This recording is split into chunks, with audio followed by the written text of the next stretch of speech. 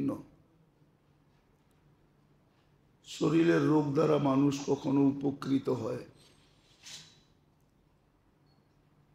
এই জন্যই হাদিসে আছে কাটা বিঁধলেও সোয়াব পাওয়া যায়, কাটার খোঁচা লাগলেও সোয়াব পাওয়া যায়। কিন্তু জিন্দেগির রোগের দ্বারা না বাহ্যিক কোনো উপকার আছে, না বাস্তবে কোনো উপকার আছে, বরং পুরাটাই ক্ষতি আর ক্ষতি। যদি মৌতের আগে চিকিৎসা না হলো, শারীরিক রোগের চিকিৎসা না হইলো, বহুত রোগ আছে চিকিৎসার সুযোগও পাওয়া যায় না, বহুত রোগ আছে চিকিৎসার কোনো সিস্টেমও নাই। কিন্তু সত্য এটাই, শারীরিক যে কোনো রোগই হোক, এই জন্য হাদিসে আছে আনিনুল মারিদি তাসবিহুন, রোগে আক্রান্ত হয়ে যখন আহ উহ করতে থাকে, সুবহানাল্লাহ পড়ার সওয়াব পাইতে থাকে। সিয়াহাতুহু তাহলিলুন, যখন চিৎকার দিতে থাকে, অসহ্য হয়ে যখন চিৎকার দেয়, তখন লা ইলাহা ইল্লাল্লাহ পড়ার সওয়াব পাইতে থাকে। তাকাল্লুবুহু আম যামবিন ইলা যামবিন, এপাশ ওপাশ যখন করতে থাকে,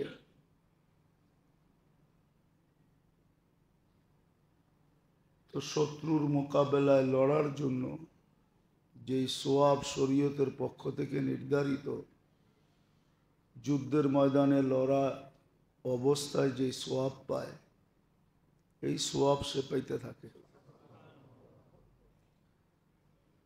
ওয়ায়ুক্তাবু লাহু কুল্লা আমালিন কানা ইয়ামালু ফিস সিহ্হা, সুস্থ অবস্থায় যে আমল করতে থাকতো বা করতে ছিল বা করার অভ্যাস ছিল,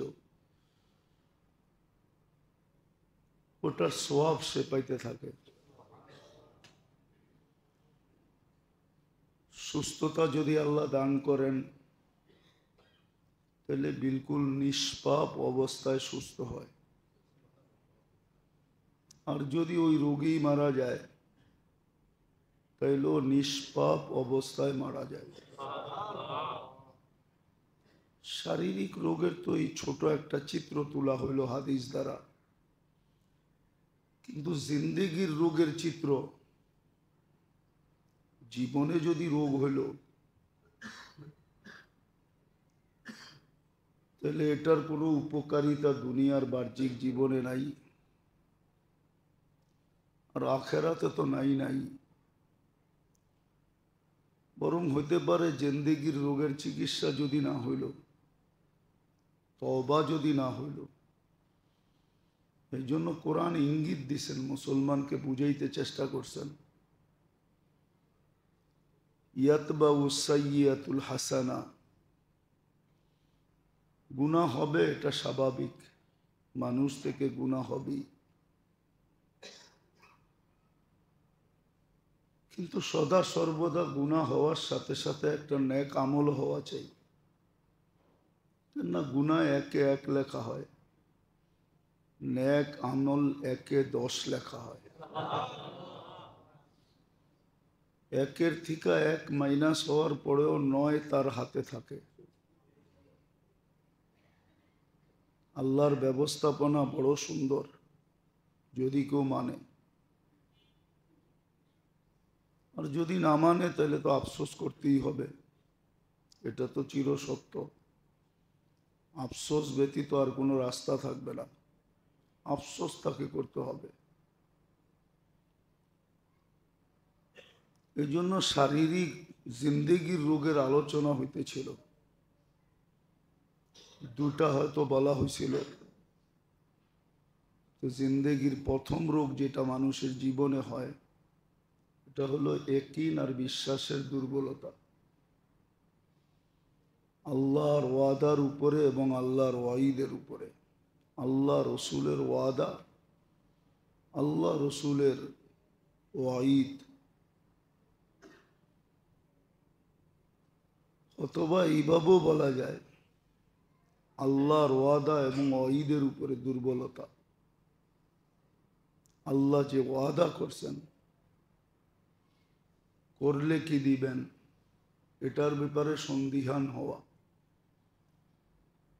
দুর্বল মনোভাব রাখা, না করলে কি শাস্তি দিবেন, এটার ব্যাপারে উদাসীন থাকা, সন্দিহান হওয়া, এটা জীবনের প্রথম রোগ। দ্বিতীয় যেই রোগ, মুহাম্মদুর রাসূলুল্লাহ সাল্লাল্লাহু আলাইহি ওয়াসাল্লাম একমাত্র জীবন বিধান, পদ্ধতি, নিয়ম, রাসূলুল্লাহ সাল্লাল্লাহু আলাইহি ওয়াসাল্লামের আদর্শই একমাত্র মানুষের সফলতার জন্য মাপকাঠি। এই ব্যাপারে সন্দিহান থাকা বা উদাসীন থাকা, এটাও জীবনের রোগ। 90% মুসলমানই দেখা যায়, মুসলমান দাবি করে বটে, মুসলমান বটে, অনেক সময় দেখা যায় ভালো নামাজিও বটে, ভালো ইবাদত বন্দেগীও করে, কিন্তু রাসূলুল্লাহ সাল্লাল্লাহু আলাইহি ওয়াসাল্লামের আদর্শের ব্যাপারে বড় উদাসীন। বহুত মানুষ পাওয়া যায়, অনেক সংখ্যায় পাওয়া যায়, যারা মোটামুটি ইবাদত বন্দেগী খুব করে। অফিসে পাবেন, আদালতে পাবেন, মেইলে পাবেন, ফ্যাক্টরিতে পাবেন, হাটে পাবেন, বাজারে পাবেন, সমাজের সর্বস্তরে পাবেন। কিন্তু মুহাম্মদুর রাসূলুল্লাহ সাল্লাল্লাহু আলাইহি ওয়াসাল্লামের আদর্শকে মনে প্রাণে জীবনে আঁকড়ায়া ধরা, এটার ব্যাপারে সন্দিহান অনেক মানুষ পাবেন।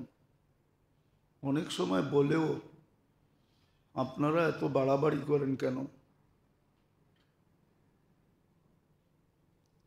আচ্ছা বলেন, বাড়াবাড়ি করতে কে হইল?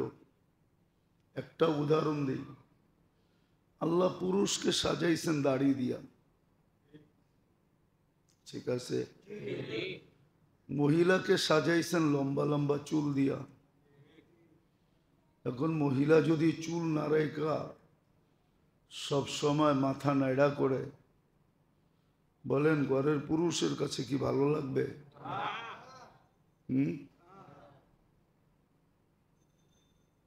যেই লোকটা ডেইলি শেভ করে, এটা ভালো লাগে কি করে? আপনি যুক্তি দিয়ে বোঝেন, তর্ক বিতর্ক না, যুক্তি। আল্লাহ পুরুষকে সাজাইছেন দাড়ি দিয়া, মহিলার ভিতরে এই হরমোন নাই যে তার দাড়ি উঠবে। দাড়ি যদি ওঠে তো সারা দুনিয়া বলে এটা তার জন্য অস্বাভাবিক, স্বাভাবিক না। ডাক্তাররাও বলে আপনার হরমোনের সমস্যা আছে। তাহলে যদি দুনিয়া বিদ্যায়ও এটাকে অস্বাভাবিক বলে, মহিলার দাড়ি উঠাটা, আর পুরুষের দাড়ি উঠাটা স্বাভাবিক বলে, তাহলে যেই আল্লাহ শরীরটা অস্তিত্ব দিছে, ওই আল্লাহ কেন পুরুষের ভিতরে এই হরমুলটা রাখলেন, যেই হরমুলে দাড়ি গজাবে? শরীরটা তো আপনার দেওয়া না, এটা তো আল্লাহরই দেওয়া, ঠিক না? এটার অস্তিত্ব দাতা তো আল্লাহ। তাহলে বোঝা গেল আমি আল্লাহর চেয়ে 1 বিঘা বেশি বুঝলাম যে দাড়িটা দেওয়ার দরকার ছিল না।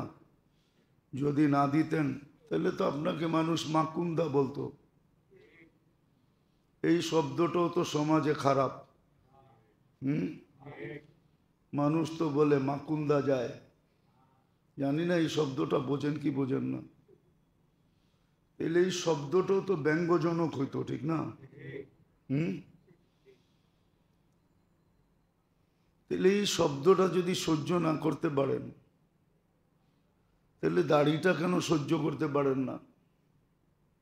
দাড়িটা তো আল্লাহ বুঝেই দিছে, না বুঝে তো দেন নাই। আপনি আর আমি তো ভাবতেছি, এটাই মানুষ আমাদেরকে বলে অতিরঞ্জিত করেন কেন? আরে আল্লাহ তো তোমাকে বুঝেই দাঁড়িয়ে দিছে, তোমার জন্য উপযুক্ত, এই জন্যই দিছে। উপযুক্ত না হইলে তো দিত না। মহিলার উপযুক্ত না, এই জন্য দেয় নাই। মহিলার উপযুক্ত লাউড স্পিকার বাইরে খোলা আছে, নাহলে সাইন্টিফিক বুঝাইয়া দিতাম আপনাকে। এটা মনে করেন না যে হুজুররা সাইন্টিফিক জানে না। হুম। মহিলার মুখে যদি দাড়ি থাকতো আর আপনার মুখে যদি না থাকতো, আর আপনার মুখে যদি লাগতো, তাহলে আপনার কাছে খসখসে লাগতো। এটা সাইন্টিফিক দিক।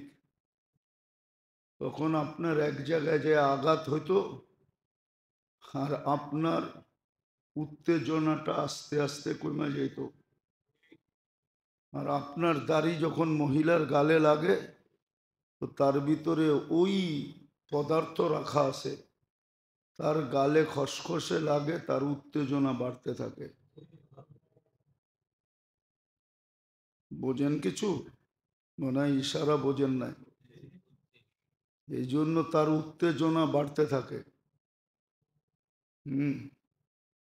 সত্য এটা। এটা হলো সায়েন্টিফিক দিক। সায়েন্টিফিক দিক। আরেকটা আছে যেটা বলবো না, লাউড স্পিকার বাইরে খোলা, তার উত্তেজনা বাড়তে থাকে এবং তার অতি অল্পতে তার চাহিদা মেটা যায়। তখন আপনি পুরুষ হিসাবে প্রমাণিত থাকবেন। আর দাড়ি সাজবেন, দুই গালে লাগলে কোনো উত্তেজনা হবে না, বরং তারটা জায়গাটা জায়গায় থেকে যাবে, আপনি অল্প সময়ের ভিতরে ডাউন হয়ে যাবেন। কয়েকদিন পরে সে আপনাকে দেখলে বিরক্তি বোধ করবে, তখনই পরকীয়ার দিকে দৌড়াইতে থাকে। পরকীয়া এই জন্যই হয়, কেননা তার চাহিদা মেটে না। এই জন্য এটা হলো মানব সায়েন্টিফিক দিক, তারটা মেটে না। আপনি যতই হাট্টাঘাট্টা হন,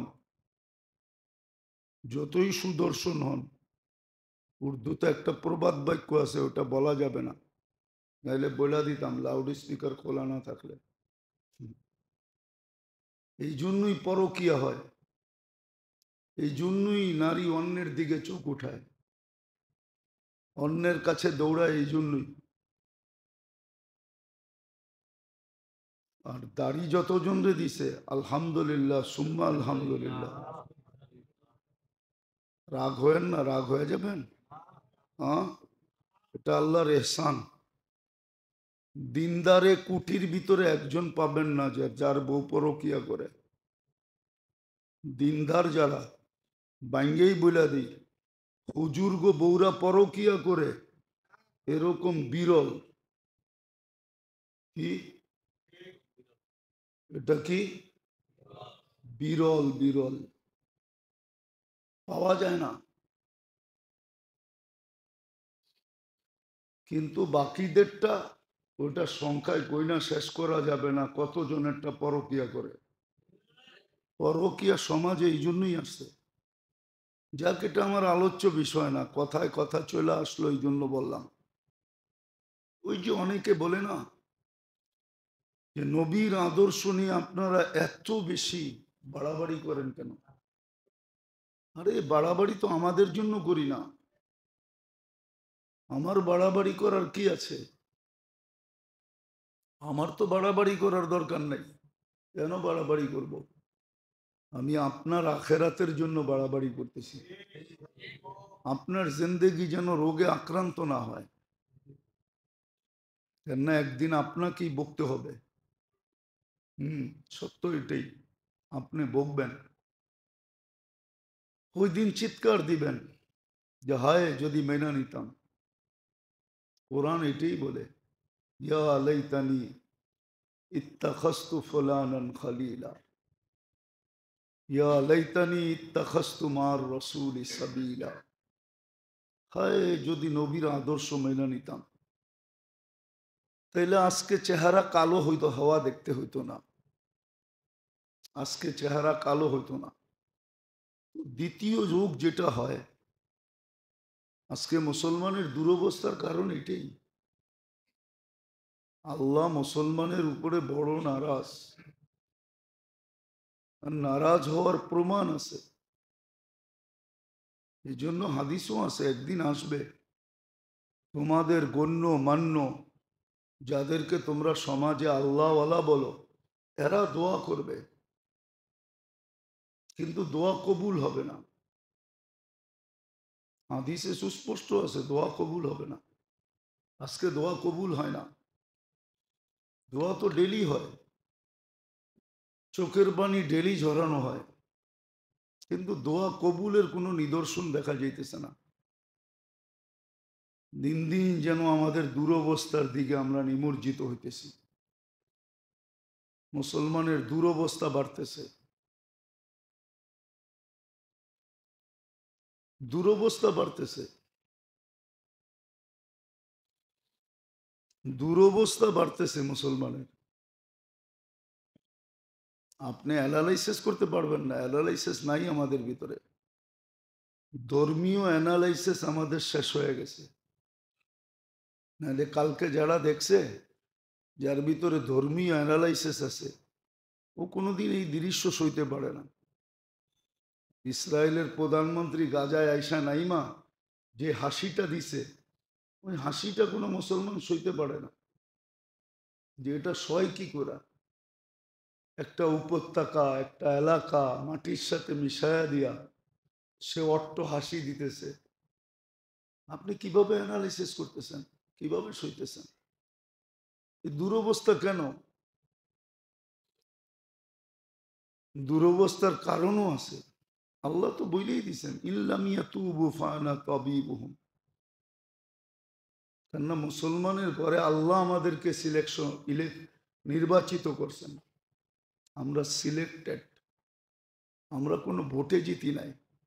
মুসলমানের ঘরে আসার ব্যাপারে আল্লাহ স্বয়ং নিজে আমাদেরকে নির্বাচিত করছেন, উম্মতে মুহাম্মদী হিসাবে নির্বাচিত করছেন।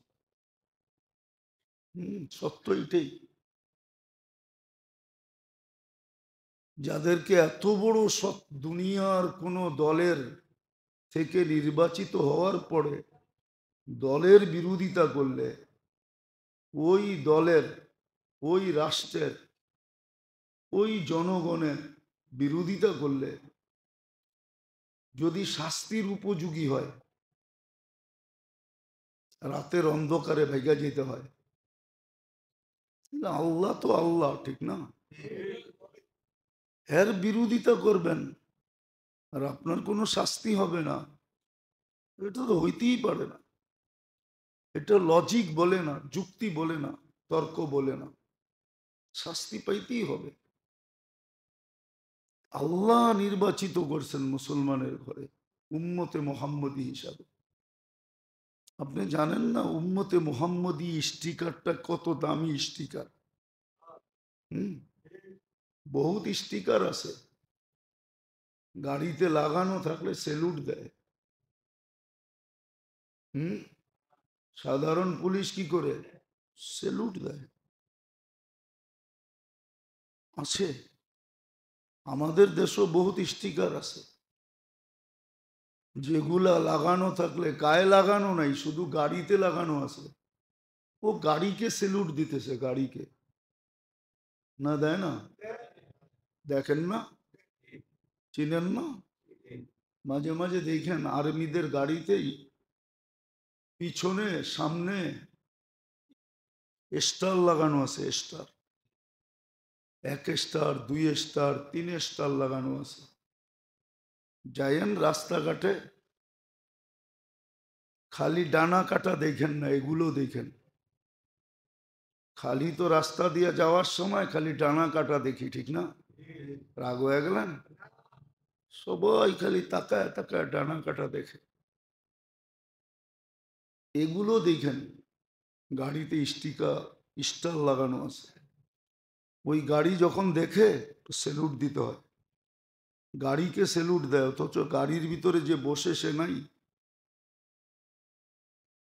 তো উম্মতে মোহাম্মদীর স্টিকার, এটা আপনি চিনেন না কোন স্টিকার?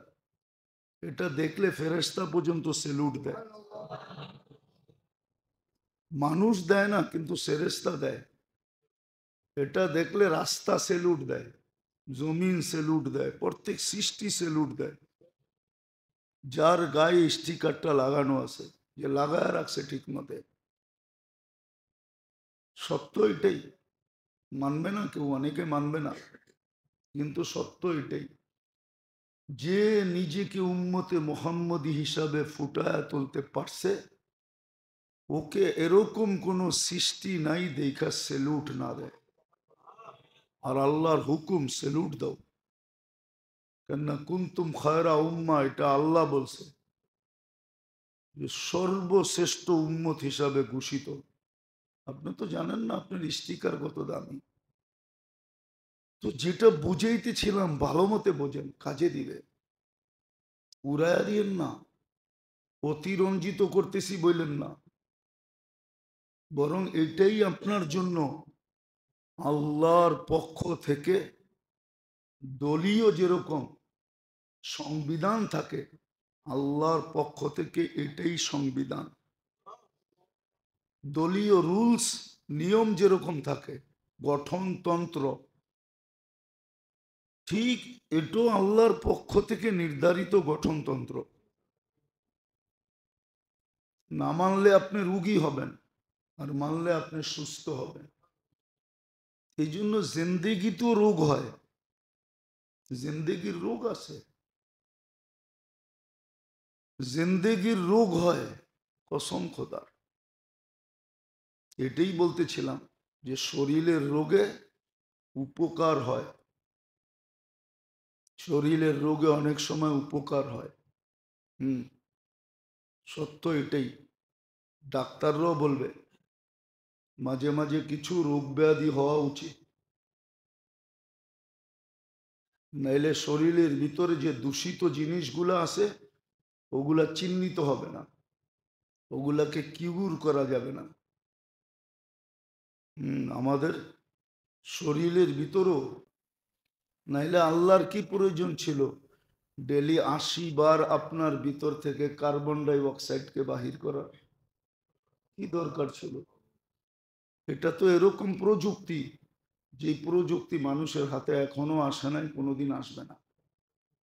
কার্বন ডাই অক্সাইডকে শরীর থেকে বাহির করা প্রযুক্তি এখনো আসে নাই, মেডিসিনও আসে নাই যে কার্বন ডাই অক্সাইড বাহির করার দরকার নেই, এই ট্যাবলেট খেলেই হবে।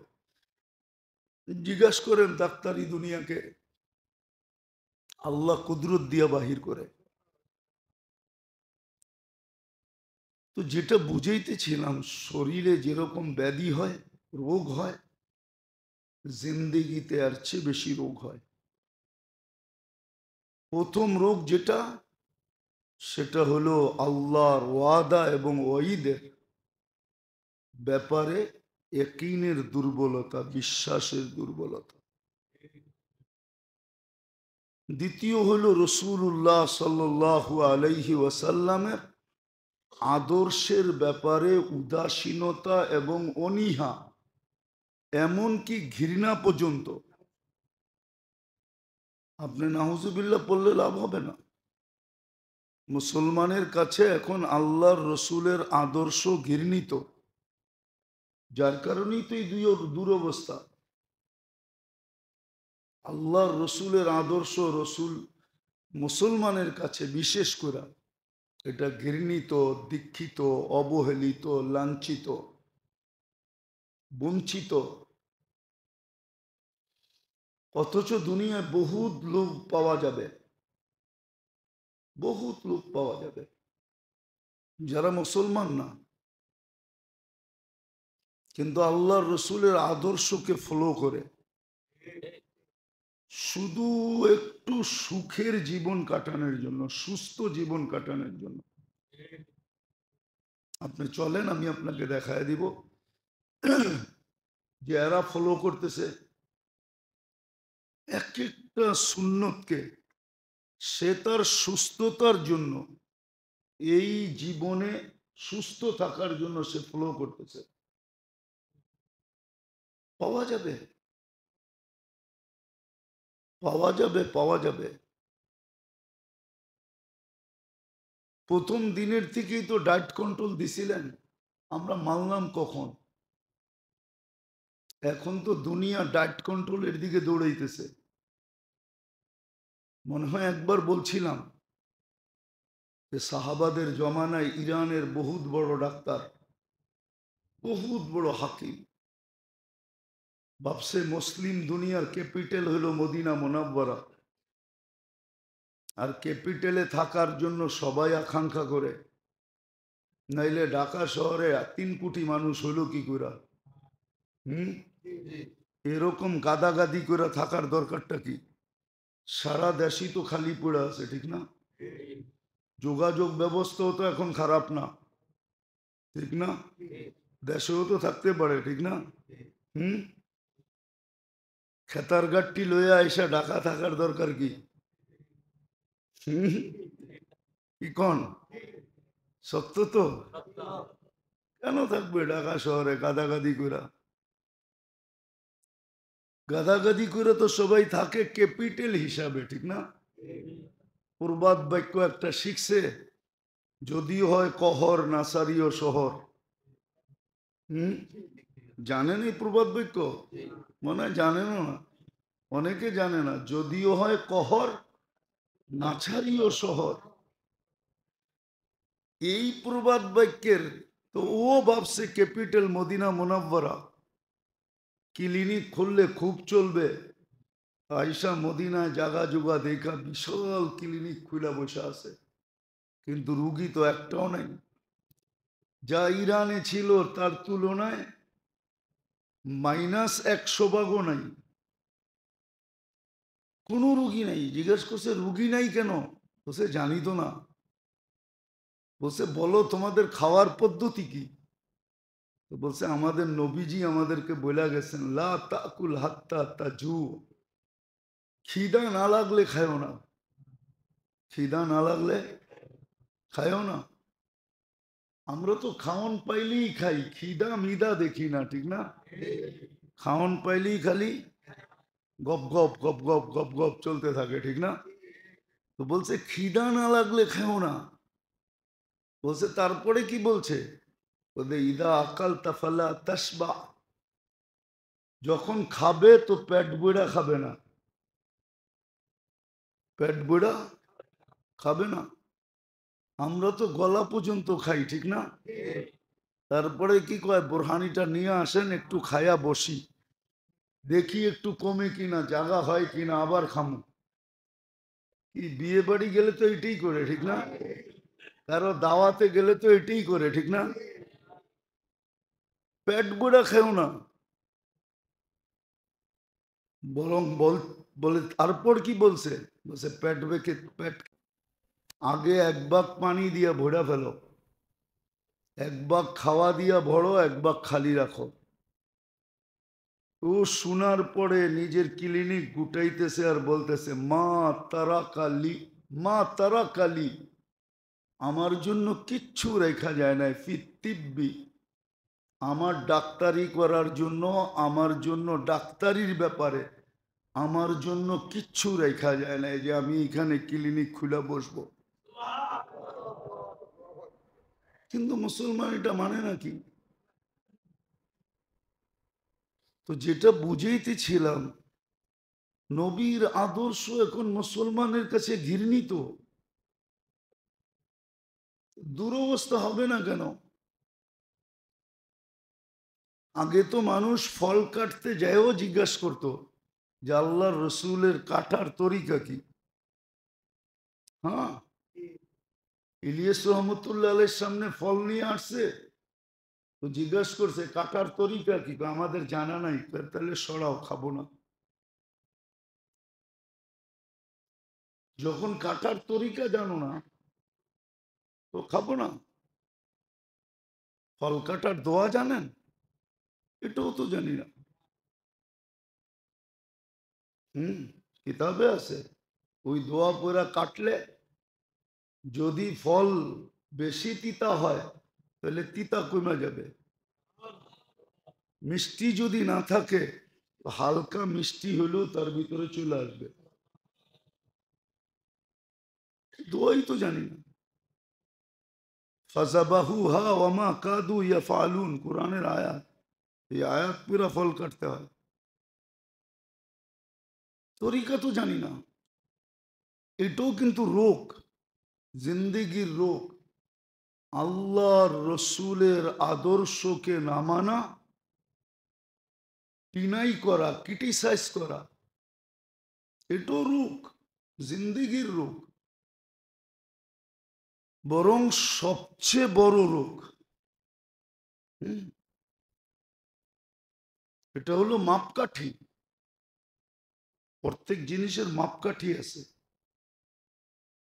একটা মাপ দিয়া তারপরে তৈরি করে।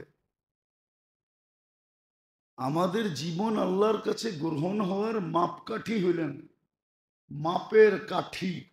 মাপকাঠি বুঝেন? মাপের কাঠি এটা হলো মুহাম্মদুর রাসূলুল্লাহ। এটাও রোগ। তৃতীয় রোগ হলো মনচাহি চলা,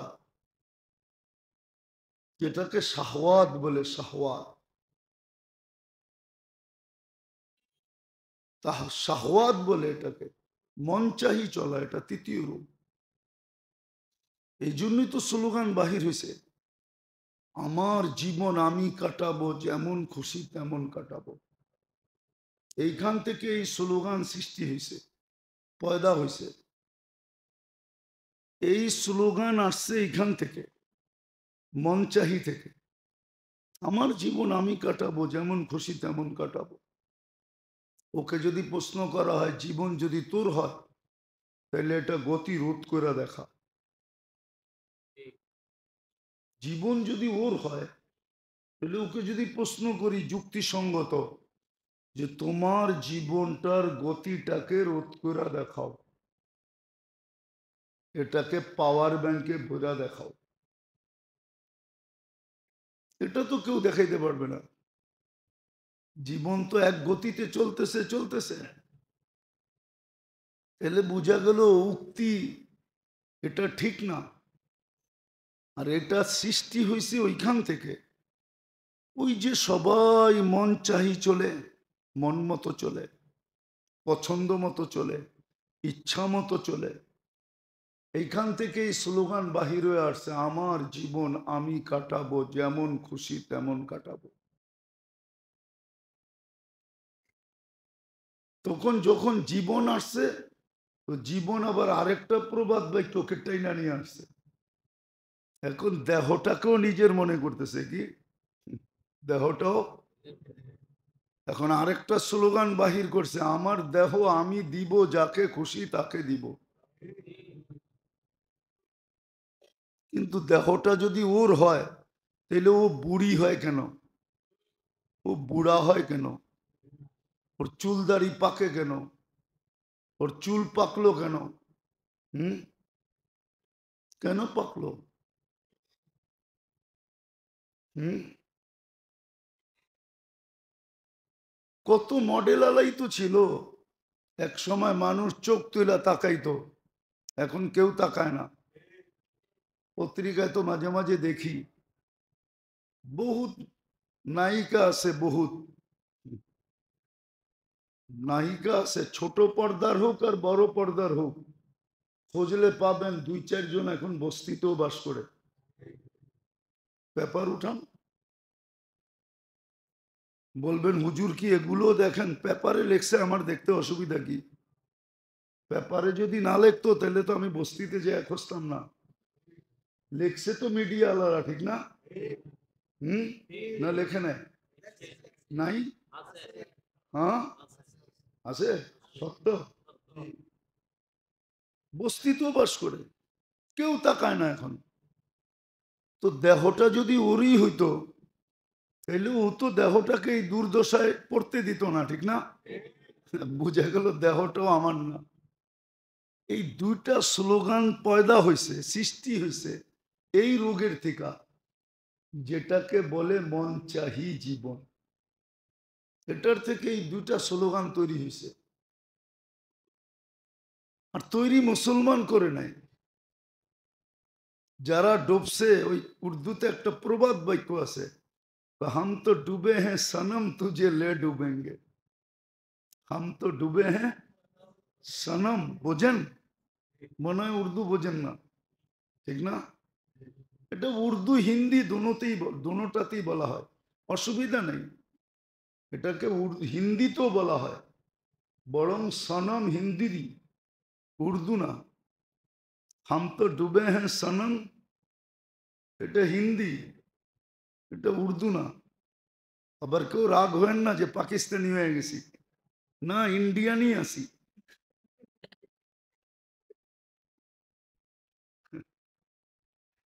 তো উর্দু হিন্দিতেও বলে হাম তো ডুবে হ্যাঁ সনম তুঝে লে ডুবেঙ্গে। আমরা তো ডুবছি, তু করে ডুবে ছাড়বো। আর মুসলমান তো হলো অতি উৎসাহী, অতি অতি ভাবে চিন্তা করে না। প্রবাদ বাক্য বুলা গেছে, ভাবিয়া করিও কাজ, করিয়া ভাবিও না। ভাবিয়া করিলে কাজ সুক্তার হয় না, ভাবিয়া করিলে কাজ মরণের ভয়। সত্য এটাই। তো এটা আমাদেরকে ডুবাইছে, আমরা অতি উৎসাহী। আমাদের ছেলে পেলে দেখেন না, যুবকরা অতি উৎসাহী। একটা বাহির নেটে আসতে দেরি, সর্বপ্রথম মুসলমানরা চুমা দিতে দেরি করে না। এক সময় দেখতাম ছোটবেলা, পুরুষে প্যান্ট পরতো, নিচে দিয়া অনেক ডোলা, দেখছেন না? হ্যাঁ, হাঁটলে মনে হইতো উপরে না দেখলে নিচে দেখলে মনে হইতো ছায়া পইরা হাঁটতেছে। হ্যাঁ, হাসার বিষয় না, তোমরা দেখো না, আমরা দেখছি ছোটবেলা, দেখছেন না? হ্যাঁ, এটা কে জানি ছেড়া দিছিল, ওরা একবার পয়রা ছেড়া দিছে, কিন্তু মুসলমান এটা অনেক দিন চালাইছে। এটাই একটা ফ্যাশন, এটাই একটা, কোন দিন জানি আল্লাহ জানে ল্যাংটা চলা ফ্যাশন হয়ে যায়। কসম খোদা, দিলের ব্যথার থেকে বলতেছি। রাস্তাঘাটে চলি তো অনেক কিছু চোখে পড়ে, মনে চায় যে হায় দুনিয়াটা উল্টে গেলে ভালো হতো। আর কত। তো যেটা বলতেছিলাম, মন চাহির থেকে তৃতীয় রোগ যেটা জীবনে হয়, ওটা মন চাহি জীবন থেকে। মন চাহি জীবন, ওটার থেকেই এই রোগগুলা, দুটা রোগ তৈরি, দুটা স্লোগান তৈরি হয়েছে। আমার জীবন আমি কাটাবো, যেমন খুশি তেমন কাটাবো। কিন্তু সত্য এটা, কালকে আল্লাহ প্রমাণ করে ছাড়বে জীবনটা আমার ছিল না গড গিফটেড ছিল, আল্লাহর দেওয়া ছিল। এটা আল্লাহ প্রমাণ করবে। দেহটা আমার ছিল, দেহটা আমার ছিল না আল্লাহর দেওয়া ছিল, এটা আল্লাহ কালকে প্রমাণ করবে। যদিও আমাদেরকে অনেক শব্দ বলা হয়, ও ওনারা সংকীর্ণ মনোবাবা, ওনারা সংকীর্ণ, ব্রড মাইন্ড, ওনারা সংকীর্ণ মনের অধিকারী। এই জন্য হুজুররা এই সমস্ত কথা বলে। এইখানে সংকীর্ণ আর উদারতা কি আছে বলেন?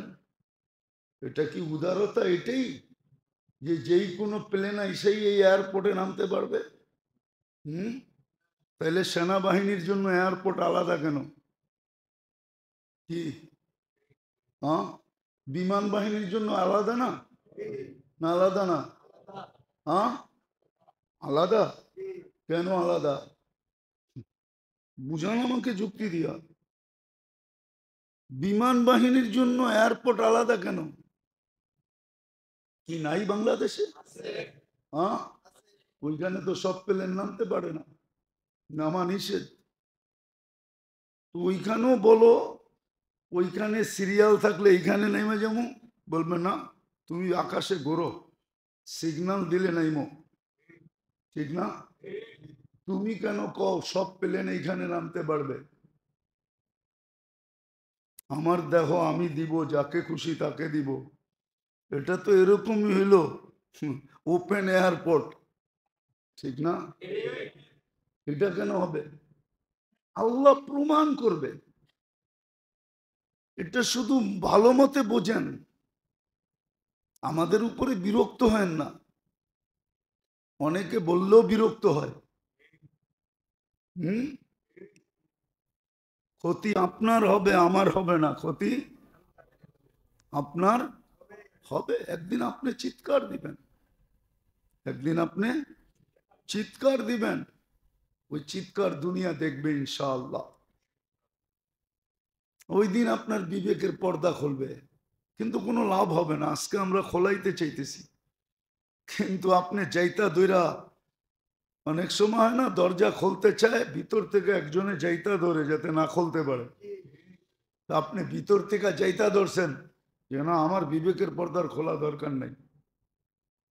হুম, চতুর্থ যেই রোগ মানুষের ভিতরে হয়, চতুর্থ যেই রোগ মানুষের ভিতরে হয়, যদিও দুনিয়ার মানুষ নিজেকে শিক্ষিত বলে যে আমরা শিক্ষিত, হ্যাঁ আমি বলবো শিক্ষিত, কিন্তু ওই শিক্ষাটা ইলমুল মাস। আরেকটা শিক্ষা আছে যেটাকে ইলমুল মাদ বলে, আখেরাতের শিক্ষায়। শিক্ষিত না হওয়া এটাও রোগ। আখেরাতের শিক্ষায় শিক্ষিত হয় নাই, দুনিয়ার শিক্ষায় বড় এডুকেটেড, শিখতে শিখতে চুল পড়ে গেছে, শিখতে শিখতে সারাদিন শিখে মনীষী হয়ে গেছে, কিন্তু আখেরাতের শিক্ষা শিখে নাই। এটাও রোগ। অথচ আর উচিত ছিল আখেরাতের শিক্ষা শেখা, যেটাকে এলমুল মাদ বলে, আখেরাতের শিক্ষা শেখা। আখেরাতের ব্যাপারে জ্ঞাত হওয়া এটা উচিত ছিল, না শিখাটা এটা রোগ। আজকে অনেক চেহারা দেখলে মনে হয়, আমি বলি রাগ হয় না কিন্তু, ঠিক না? আমি কিন্তু সোনা হাতে নিয়ে খাই বলতে পারি, কেননা আমার এটা ব্যবসা, এখনো আছে, আগেও ছিল, যদিও বসা হয় না, কিন্তু আমরা মাঝে মাঝে চেহারা দেখলো বুঝি যে কোন চেহারা আমার কথাটাকে ভালোভাবে নিতেছে আর কোন চেহারা বিরক্তি বোধ করতেছে, দেখলে বুঝি কিন্তু। হুম, রাগ হয় না কিন্তু, সামনে থাকে না দর্শক, ওদের চেহারা দেখলে বুঝি কারা নিতেছে আর কারা বিরক্তি বোধ করতেছে, যে মোল্লার কোনো খেয়ালে কাম নাই।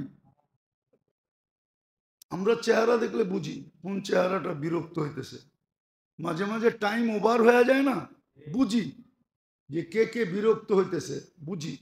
এমন না যে বুঝি না, কেন চোখ দেখতে দেখতে দেখতে চোখ অন্যরকম হয়ে গেছে। হুম, আমার জীবনের কাহিনী আছে, নাম বলবো না।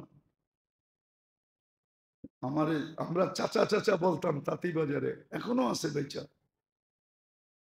বড় জুয়েলারির মালিক, একটা না কয়েকটার মালিক। এক জামাই জামাই বলে একদিন নিয়ে আসছে হীরা, ডায়মন্ড নিয়ে আসছে, বলতেছে জামাই দেখো তো ডায়মন্ড কিনা। আমি দেখা বলতেছিলাম যে এটা ডায়মন্ড না। বলছে জামাই সব মেশিনে তো বলে ডায়মন্ড। আমি বললাম চাচা আপনার অভিরুচি, কিনতে পারেন। কিনার পরে এক সপ্তাহ দেড় সপ্তাহ পরে এসে বলতেছে জামাই আসলে বিরাট বড় একটা গচ্ছা খাইলাম। তোমার কথাই ঠিক আছে, এটা তো হীরা না, এটা তো রাশিয়া আর্টিফিশিয়াল বানাইছে, হীরার প্রলেপ দিয়া, জারকুনের উপরে হীরার প্রলেপ দিছে, দিয়া মার্কেটে ছেড়ে দিয়া পয়সা কামাইছে। তো আমরা বুঝি কারা আমাদের কথা বিরক্তি বোধ করে, চেহারা দেখলে বুঝি, কিন্তু আমরাও অপারক, না বললে কেয়ামতের দিন গলায় ফান্দা না আসে, এই জন্য বলতে বাধ্য। নাহলে আপনারে বিরক্ত করার আমার কি দরকার? আপনি আমার খান না, পড়েন না, চাকরি করেন না, আমি আপনার খাই না, পড়ি না, চাকরি করি, আপনি বলবেন মসজিদে তো করেন, এটা দায়িত্ব হিসাবে করি, চাকরি হিসাবে করি না। চাকরি হিসাবে করলে কমিটির লোক শুনতেছে, এত অল্প বেতনে কর্ম কেন? সারা মাসে যা দেয় ওটা তো এক জুমা পড়াইলে আর চেয়ে বেশি দিবে। অফার আছে আমার কাছে, 4 জুমা 4 জায়গায় পড়াইলে এর 4 গুণ না, এর 10 গুণ পামু, 10 গুণ।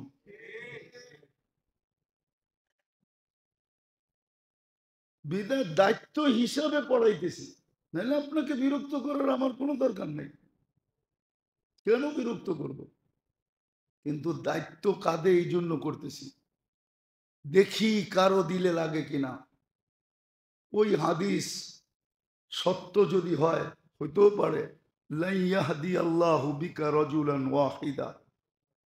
আলী রাদিয়াল্লাহু তাআলা আনহুকে বলছিলেন আল্লাহ রাসূল সাল্লাল্লাহু আলাইহি ওয়াসাল্লাম, একজনও যদি সঠিক পথ পায় তাহলে সারা দুনিয়া কামানের চেয়েও বড় কামাই হয়ে যাবে, সারা দুনিয়ার মালিক হওয়ার চেয়েও বড় কামাই হবে।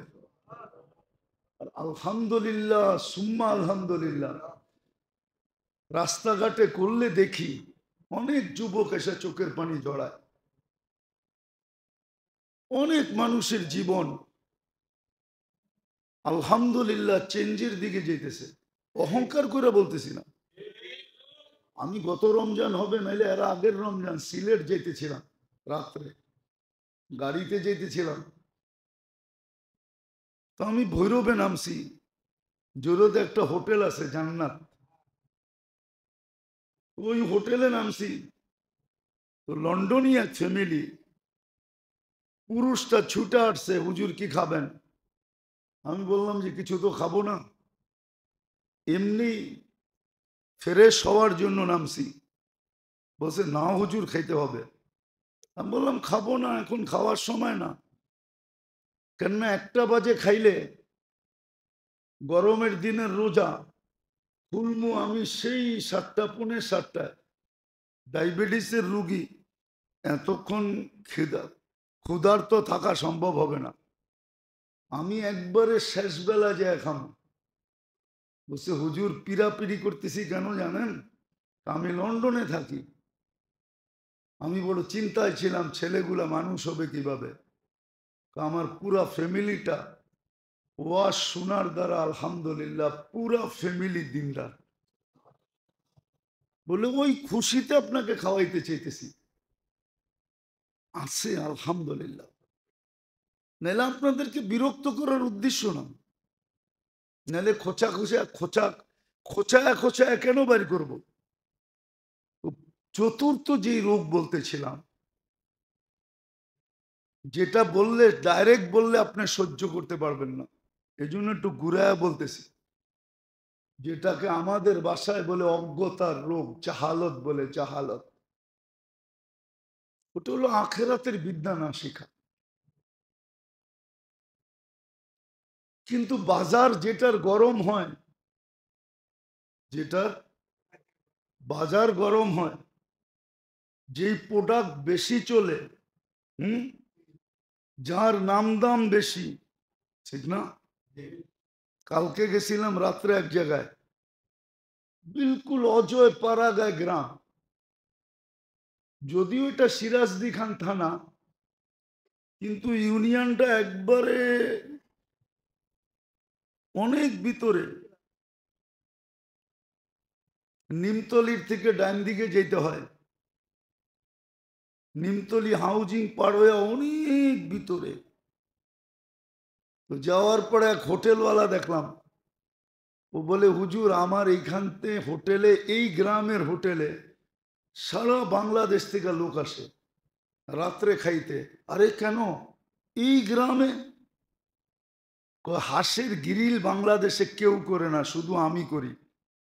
হাঁসের গ্রিল খাইতে আসে।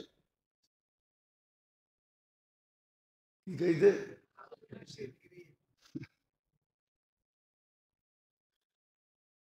হাঁসের গ্রিল খাইতে ওই অজয় পাড়া খায় গ্রামে যায়।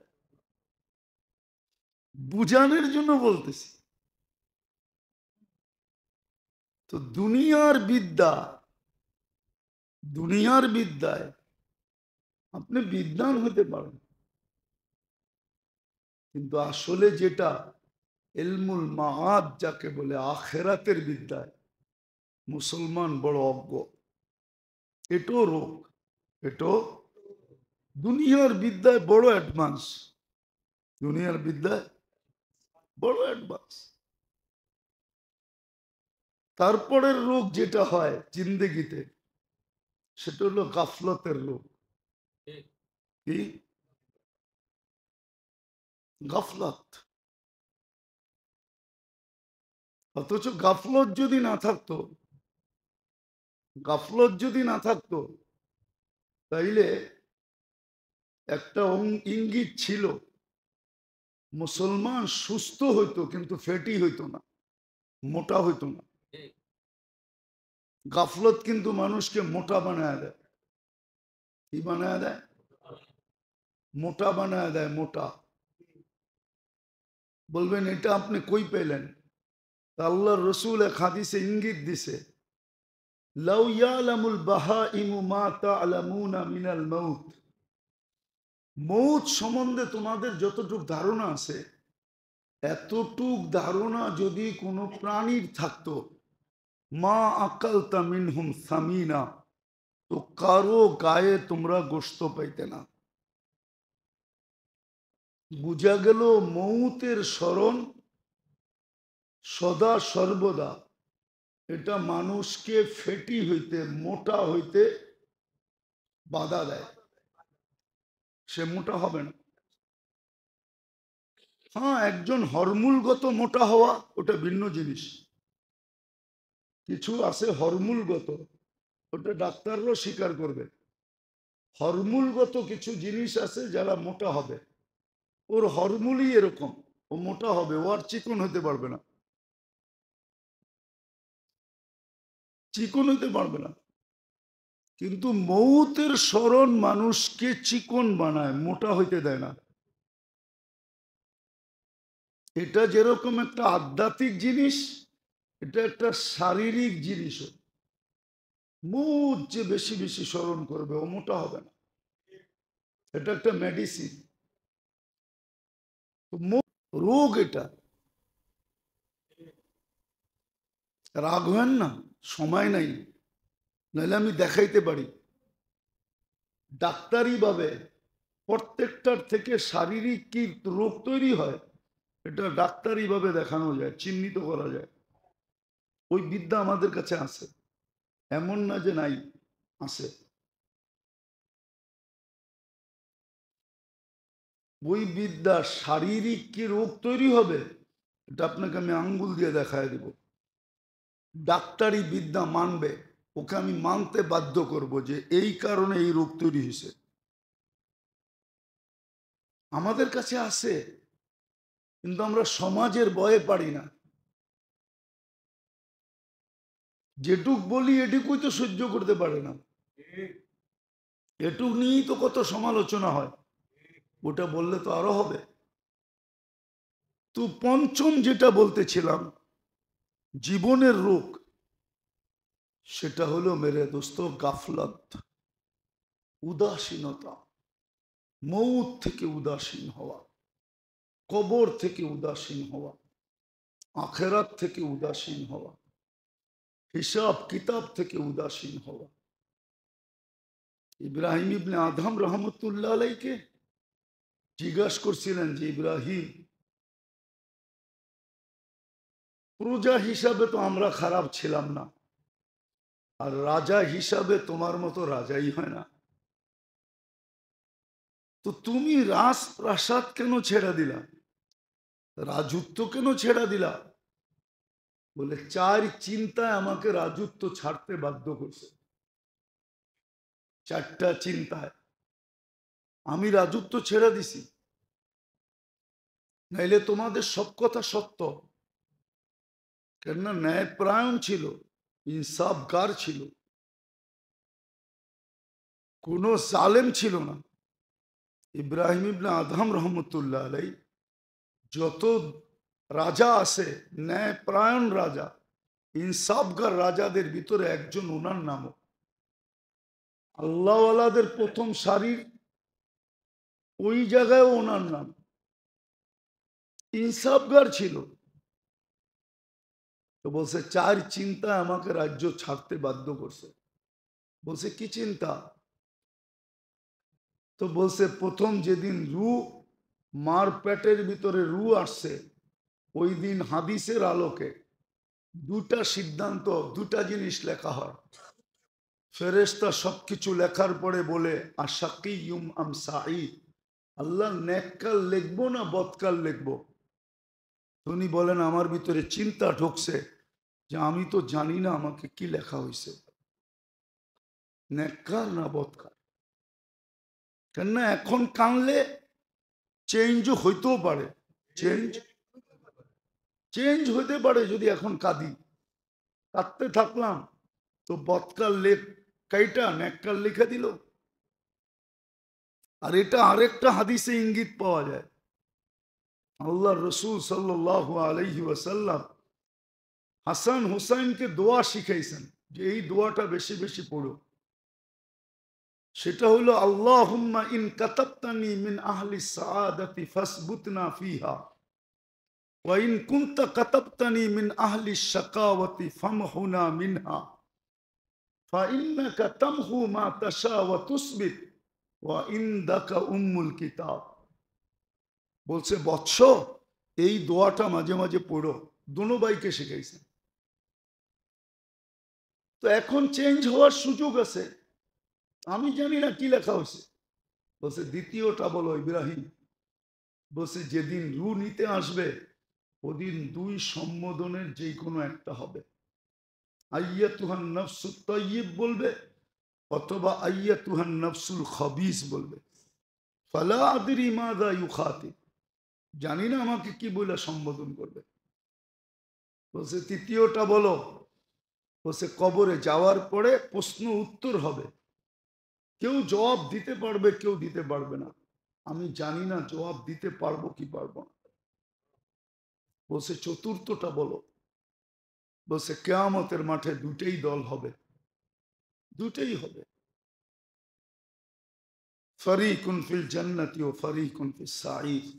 একদল জান্নাতে যাবে, একদল দোজখে যাবে। ফালা আদরি মিন আইয়িল ফারিকাইন, আমি জানি না কোন দলের অন্তর্ভুক্ত।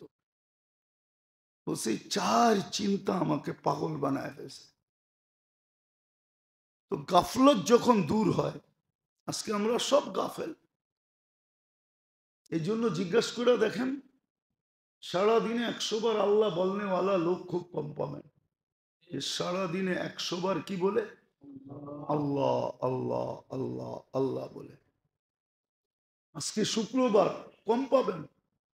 যে আজকের দিনে কম পাবেন কি হাতের করে গণা পাইতে পারেন সারা বাংলাদেশে যে 1000 বার দুরুদ পড়বে। 1000 বার দুরুদ পড়বে না, অথচ শুক্রবারটা ছিলই দুরুদের বার। আল্লাহ রসুল বলছিলেন শুক্রবারে আমার উপরে বেশি বেশি দুরুদ পড়ো। পার ঘন্টায় যদি 100 বার পড়তো তাহলে 24 ঘন্টায় 2400 বার পড়ার কথা ছিল। এমনকি আলেম ওলামা তোলাবারও পড়ে না, 500 1000 বার দুরুদ পড়ে না। এই জন্যই বলছিলেন আল জফা কুল্লাল জফা।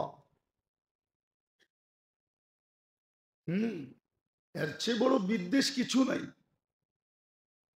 আল্লাহ রসুল বলতেছে এর চেয়ে বড় বিদ্বেষ কিছু নাই, এর চেয়ে বড় অনীহা কিছু নাই। আপনি বলেন একবার দুরুদ পড়লে 10টা রহমত নাজেল হয়, কয়টা? হ্যাঁ, আপনি সারাদিনে তো একবারও পড়েন না, আপনার কাছে তো রহমতই নেই। আপনার জীবনটা চলবে তো চলবে কিভাবে? তারপরও যে চলতেছে, এটাকে তো সৌভাগ্য মনে করা উচিত। আপনার কাছে তো রহমত নাই, কেননা রহমত তো দুরুদের ভিত্তিতে আসে। একবার পড়লে কয়বার? 10 বার পড়লে, 100 বার পড়লে। আপনি তো পড়েন না, আপনার কাছে তো রহমত নাই। হ্যাঁ, দুনিয়া আছে মানি, আপনি যে সালাম পাইতেছেন এটা দুনিয়ার কারণে। কালকে ফকির হইয়া দেখেন কেউ সালাম দিবে না, সবাই প্রবাদ বাক্য শোনাবে, গরিব গোরে দ্বীপ জেলো না, ফুল দিও না কেউ ভুলে। গরিব গোরে, গোর বোঝেন? গোরস্থান চিনেন? গরিবের কবরে কেউ ফুল দিও না, ফুল, গরিবের কবরে কেউ বাত্তি দিও না, ফুল দিও না কেউ ভুলে, ভুলেও ফুল দিও না, গরিবের কবর। আপনি যে আজকে সালাম দেখতেছেন, এটা আপনার কাছে মাল আছে এই জন্য সালাম দেয়, নাইলে কেউ সালাম দিত না। সত্য এটা। আজকে আমরা উদাসীন, এটাও রোগ, রোগ, নাইলে পাগল হয়ে যেত। কেন? মৌত তো কাউকে মেসেজ দিয়ে আসবে না, চিঠি দিয়ে আসবে না, মিস কল দিয়ে আসবে না, সতর্ক করে আসবে না। মৌত তো হঠাৎ আইসা দাঁড়াবে, আইসেই বলবে চল সেন্দি তোর বিয়া, আসবে আর উঠায় নিয়ে চলে যাবে। উদাসীনতা এটাও জীবনের রোগ। আরো কয়েকটা রয়ে গেল, আবার এগুলার প্রতিকারও আছে। এই রোগের থেকে বাঁচা যায় কিভাবে? কিন্তু সমষ্টিগত বাঁচার একটা পদ্ধতি ছিল, কিন্তু এটা কয়জন অবলম্বন করে? কয়জন অবলম্বন করে? কয়জনের অভ্যাস এটা? এক তীরে সবগুলা মারা যেত, এক তীরে সবগুলাকে মারা যেত, সবগুলাকে প্রতিরোধ করা যেত, চিকিৎসা করা যেত। কিন্তু কয়জন এটা অভ্যস্ত? খুব কম পাওয়া যায়। আরে শুনায়া না পড়ুক, মনে মনে পড়লেও তো হতো। কয়জন আছে ইস্তেগফারে অভ্যস্ত, যে ইস্তেগফারে অভ্যস্ত, সারাদিন ইস্তেগফার করে, নাইলে সকালে করে, নাইলে বিকালে করে, নাইলে দুপুরে করে, নাইলে সন্ধ্যায় করে। ইস্তেগফারে তো অভ্যস্ত না আমরা। ইস্তেগফারে অভ্যস্ত হইলে চলতো, ইস্তেগফার করতেছে সব শেষ। মান লাজিমাল ইস্তেগফার, যে ইস্তেগফারকে অভ্যস্ত হয়, ইয়া কওম ইস্তাগফিরু রাব্বাকুম ইন্নাহু কানা গাফফারা ওয়াস্তাগফিরহু ইন্নাহু কানা তাওয়াবা। শত জায়গায় তো লেখা ছিল সমস্ত রোগের অ্যান্টিবায়োটিক হইল ইস্তেগফার, সব রোগ। কিন্তু ডাক্তাররা বলতে পারবে না যে অ্যান্টিবায়োটিক খাইলেই ভালো হবে। সে এটা বলবে খান, ভালো হইল, হইতে পারেন, কিন্তু না হইলেও কোনো অভিযোগ আইসা বলতে পারবেন না 1000 টাকা ভিজিট নিলেন, টাকাটা ফেরত দেন। হাসপাতাল থেকে ধাক্কায়া বাইর করবে না, মারতে মারতে বাইর করে দিবে। বলবে বইলেই তো দিছিলাম, ভালো হইলেও হইতে পারেন। কিন্তু আল্লাহ তো গ্যারান্টি দিতেছে ইস্তেগফার পড়ো, ভালো হবেই হবে। ইস্তেগফারে তো আমরা অভ্যস্ত না, এই জন্য আসেন যতদিন পর্যন্ত প্রতিকার না শিখেন ততদিন পর্যন্ত এই অ্যান্টিবায়োটিক ব্যবহার করেন। ইস্তেগফারে অভ্যস্ত হন, সারাদিন 2, 4, 50 বার পড়েন, একাধিকবার পড়েন, 200 বার পড়েন। সত্য তো কবির কথাই, आजमा के तो देख पूरा ना उतरो तो फिर कहना। आजमा के तो देख फिर पूरा ना उतरो तो फिर कहना। আল্লাহ তো বলে পরীক্ষা তো করে দেখ, যদি সত্য না হয় তারপরে বলিস। কিন্তু আমরা তো পরীক্ষাই করি না। আপনি ডেলি 1000 বার ইস্তেগফার পড়ে দেখেন না, অভ্যস্ত হন না, কয়েক মাস পড়েন, একদিন পড়লেই হবে না। ওষুধেরও ডোজ আছে, পুরা পুরা করতে হয়। কয়েক মাস 1000 বার পড়ে দেখেন আপনার ভিতরে কি রং আসে। ওই রং আপনিও দেখবেন, দুনিয়াও দেখবে। শুধু আপনি একা দেখবেন না, আপনি কয়েক মাস পড়েন 1000 বার ডেলি, কয়েক মাসে দেখবেন মানুষের ভিতরের আপনার চেহারায় রং মানুষ দেখবে, আপনিও আপনার ভিতরে রং দেখবেন, রং। আর ইস্তেগফার লম্বা পড়ার কোনো দরকার নেই। আস্তাগফিরুল্লাহ আস্তাগফিরুল্লাহ এতটুকুই পড়েন। যদি পুরা পড়েন তাহলে তো কোনো কথাই নেই। বিদায় যতটুকু বললাম, আল্লাহ আমাদের সবাইকে বুঝার, শিখার, মানার, আমল করার তৌফিক দান করেন। মানুষের শরীরে যেরকম রোগ হয়, জিন্দেগিতেও কিন্তু এরকম রোগ হয়। শরীরের রোগের ধরন ভিন্ন, জিন্দেগির রোগের ধরনও ভিন্ন। শরীরের রোগ দ্বারা মানুষ কখনো উপকৃত হয়, এই জন্যই হাদিসে আছে কাটা বিঁধলেও সোয়াব পাওয়া যায়, কাটার খোঁচা লাগলেও সোয়াব পাওয়া যায়। কিন্তু জিন্দেগির রোগের দ্বারা না বাহ্যিক কোনো উপকার আছে, না বাস্তবে কোনো উপকার আছে, বরং পুরাটাই ক্ষতি আর ক্ষতি। যদি মৌতের আগে চিকিৎসা না হলো, শারীরিক রোগের চিকিৎসা না হইল, বহুত রোগ আছে চিকিৎসার সুযোগও পাওয়া যায় না, বহুত রোগ আছে চিকিৎসার কোনো সিস্টেমও নাই। কিন্তু সত্য এটাই,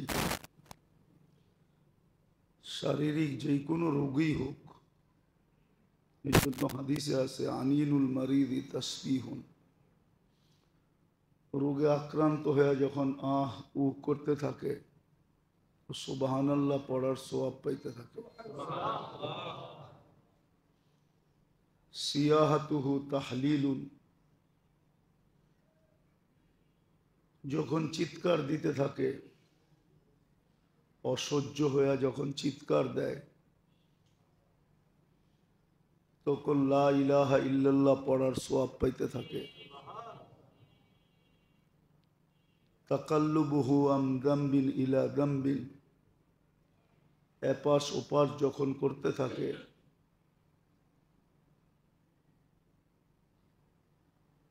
তো শত্রুর মোকাবেলায় লড়ার জন্য যেই সোয়াব শরীয়তের পক্ষ থেকে নির্ধারিত, যুদ্ধের ময়দানে লড়া অবস্থায় যেই সোয়াব পায়, এই সোয়াব সে পাইতে থাকে। ওয়ায়ুক্তাবু লাহু কুল্লা আমালিন কানা ইয়ামালু ফিস সিহ্হা, সুস্থ অবস্থায় যে আমল করতে থাকতো বা করতেছিল বা করার অভ্যাস ছিল, ওটার সোয়াব সে পাইতে থাকে। সুস্থতা যদি আল্লাহ দান করেন, তাহলে বিলকুল নিষ্পাপ অবস্থায় সুস্থ হয়। আর যদি ওই রোগী মারা যায়, তাইলেও নিষ্পাপ অবস্থায় মারা যায়। শারীরিক রোগের তো এই ছোট একটা চিত্র তোলা হইল হাদিস দ্বারা, কিন্তু জিন্দেগির রোগের চিত্র, জীবনে যদি রোগ হইল তাহলে এটার কোনো উপকারিতা দুনিয়ার বাহ্যিক জীবনে নাই, আর আখেরাতে তো নাই। বরং হইতে পারে জিন্দেগির রোগের চিকিৎসা যদি না হইল, তওবা যদি না হইল। এই জন্য কোরআন ইঙ্গিত দিছেন, মুসলমানকে বুঝাইতে চেষ্টা করছেন, ইয়াতবাউ সাইয়্যাতুল হাসানা, গুনাহ হবে, এটা স্বাভাবিক, মানুষ থেকে গুনাহ হবেই,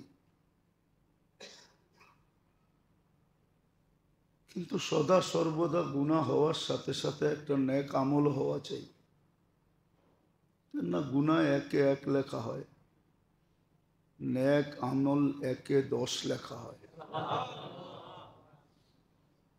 একের থেকে এক মাইনাস হওয়ার পরেও 9 তার হাতে থাকে। আল্লাহর ব্যবস্থাপনা বড় সুন্দর, যদি কেউ মানে, আর যদি না মানে তাহলে তো আফসোস করতেই হবে, এটা তো চিরসত্য। আফসোস ব্যতীত আর কোনো রাস্তা থাকবে না, আফসোস তাকে করতে হবে। এই জন্য শারীরিক জিন্দেগির রোগের আলোচনা হইতেছিল, দুটা হয়তো বলা হয়েছিল। তো জিন্দেগির প্রথম রোগ যেটা মানুষের জীবনে হয়, এটা হলো ইয়াকিন আর বিশ্বাসের দুর্বলতা, আল্লাহর ওয়াদার উপরে এবং আল্লাহর ওয়াইদের উপরে। আল্লাহ রসুলের ওয়াদা, আল্লাহ রসুলের ওয়াইদ, অথবা এইভাবেও বলা যায় আল্লাহর ওয়াদা এবং ওয়াইদের উপরে দুর্বলতা। আল্লাহ যে ওয়াদা করছেন, করলে কি দিবেন, এটার ব্যাপারে সন্দিহান হওয়া, দুর্বল মনোভাব রাখা, না করলে কি শাস্তি দিবেন, এটার ব্যাপারে উদাসীন থাকা, সন্দিহান হওয়া, এটা জীবনের প্রথম রোগ। দ্বিতীয় যেই রোগ, মুহাম্মদুর রাসূলুল্লাহ সাল্লাল্লাহু আলাইহি ওয়াসাল্লাম একমাত্র জীবন বিধান, পদ্ধতি, নিয়ম,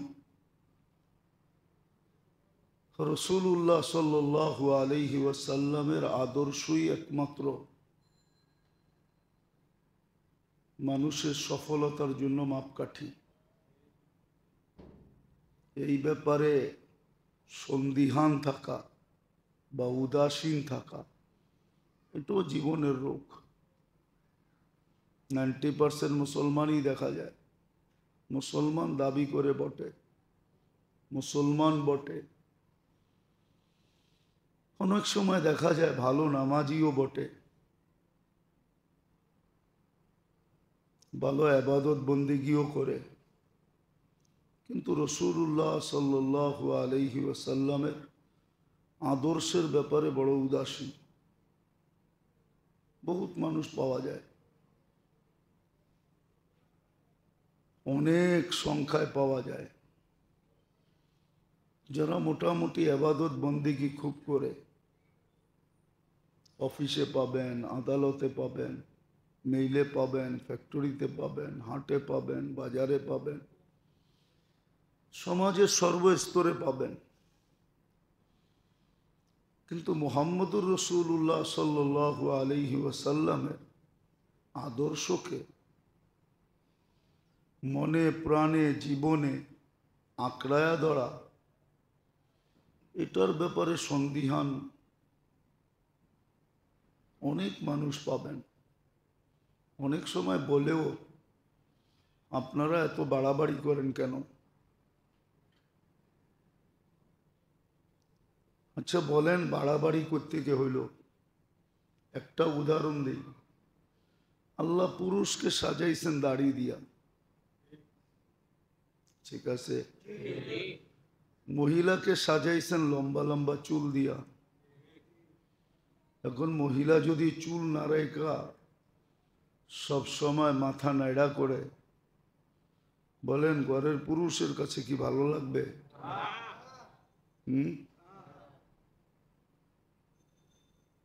যেই লোকটা ডেইলি শেভ করে, এটা ভালো লাগে কি করে? আপনি যুক্তি দিয়ে বোঝেন, তর্ক বিতর্ক না, যুক্তি।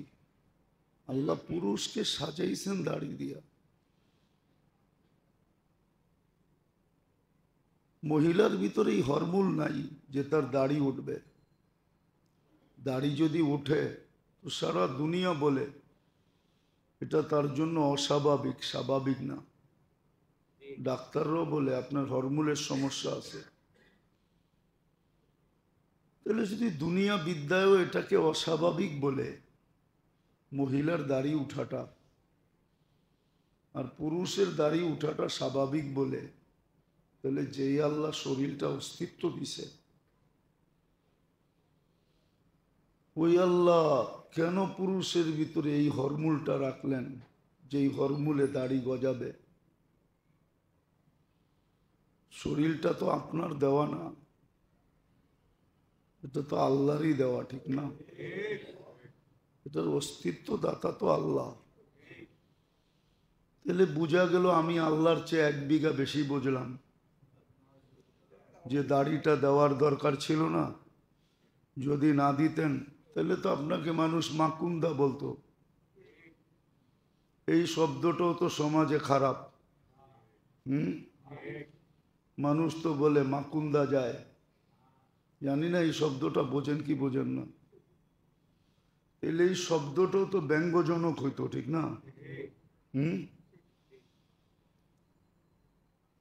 তাহলে এই শব্দটা যদি সহ্য না করতে পারেন, তাহলে দাড়িটা কেন সহ্য করতে পারেন না? দাড়িটা তো আল্লাহ বুঝিয়ে দিছে, না বুঝে তো দেন। আপনি আর আমি তো ভাবতেছি, এটাই মানুষ আমাদেরকে বলে অতিরঞ্জিত করেন কেন? আরে আল্লাহ তো তোমাকে বুঝিয়েই দাড়ি দিছে, তোমার জন্য উপযুক্ত, এই জন্যই দিছে। উপযুক্ত না হইলে তো দিত না।